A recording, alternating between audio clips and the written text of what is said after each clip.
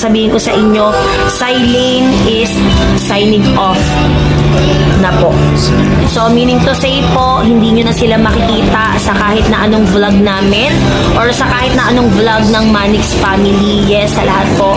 Dahil sila po ang humiling nito, si Eileen po ang nagsabi na magpapahinga na po sila sa social media. Kaya ayaw na rin ni Eileen sa social media. Syempre, hindi naman din maiiwasan. May mga comments na ganito, hindi na rin talaga. Naiintindihan naman namin siya as a family na nadidrain na din talaga siya. Kaya magpo-focus na lang talaga siya sa pag-aaral niya nito. And katulad ng sinabi namin, sinabi ko, nire-respeto namin yon. Kung ano yung gusto na Eileen, ibibigay namin sa kanya. At syempre tayo mga social media influencer, ayan, even kami naman, ako, si Yuki, especially si Yuki, dumarating din talaga kami sa point na nadidrain din talaga kami. Hindi maiiwasan talaga yan.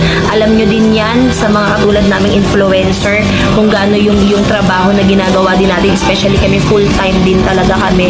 At medyo nahihirapan din talaga si Eileen i-manage, especially mag-aaral siya. So, kung ano yung hilig talaga niya, kung ano yung gusto niya, I mean, kung ano yung pinaka-gusto niya, tinanong namin siya since hindi niya kayang i-manage, yun yung ginawa namin, which is ang mag-aaral siya, mag-focus siya sa pag-aaral niya. Sa madaling salita, hindi na niya kinakaya yung pressure dito sa social media or yung work dito sa social media, kaya mag-aaral na lang din siya.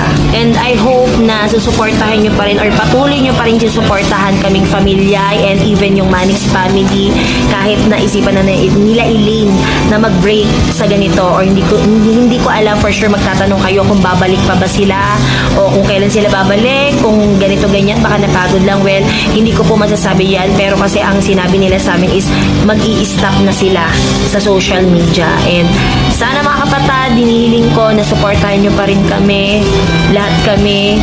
At isa lang yung makakasiguro ko sa inyo, gagawin namin lahat ng makakaya namin and lahat ng pagpapasaya sa inyo na nanonood sa amin, na sumusuporta simula pa lang nung una sa amin, especially sa aming pamilya.